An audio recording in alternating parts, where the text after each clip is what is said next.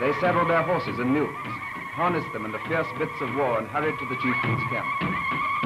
This was the Abyssinian mobilization, the formation of the famous Patriot Army in its rags and its bare feet, which struck such fear into the Italians and crumbled their resistance behind the battle line, where at Keren and on the Juba River, in Asmara and Harar, the British regular war machine was pounding their wearied troops. And this is the headquarters of the man who at his emperor's command held up the flag of Ethiopian liberty for 5 years. Ras Abebe Aregay, in 1935 and 1936, chief of the Addis Ababa police.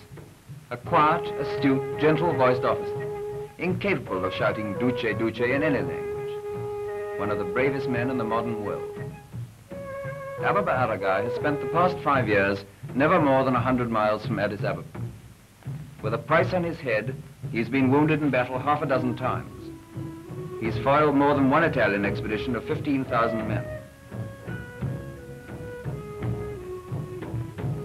And now the promised arms are coming.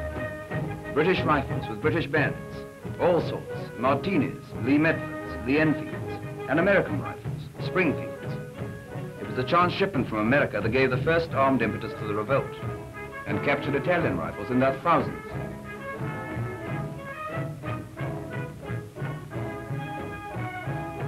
Few lost lessons in guerrilla warfare from the Ras Abebe Aregay. Don't be foolish, he says, as many of you were in 1935 and 1936.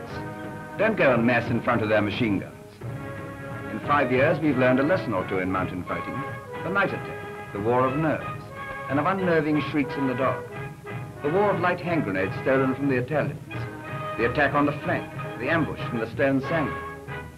That long hair on your heads is the badge of the Arbenya, the Ethiopian guerrilla fighter. It is the outward sign of your form as irregular soldiers.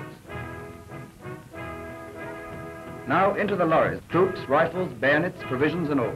And we'll show the Italians what we mean by Ethiopian independence. The Patriot armies whip up their arms, food and drink. Beer made of Abyssinian barley, called tala, and mead made of Abyssinian honey, called cage. Meanwhile, the Ras gives orders to his staff. The women bring small sacks of millet to cook cakes, and the dried peas called shimbara that are Ethiopia's hardest rations. The women and the children are going to battle with the men. The little boy carries his father's rifle until the moment when father thinks that he can draw a bead on an eye-tie. If father dies, then the rifle belongs to the little boy. Mother and son will give father a good Christian burial on the battlefield. They're stoical, but they're optimistic also. Perhaps they think it'll be the Italian who will lie stiff under our independent African stars. And then we'll have another rifle in the family for little brother to carry.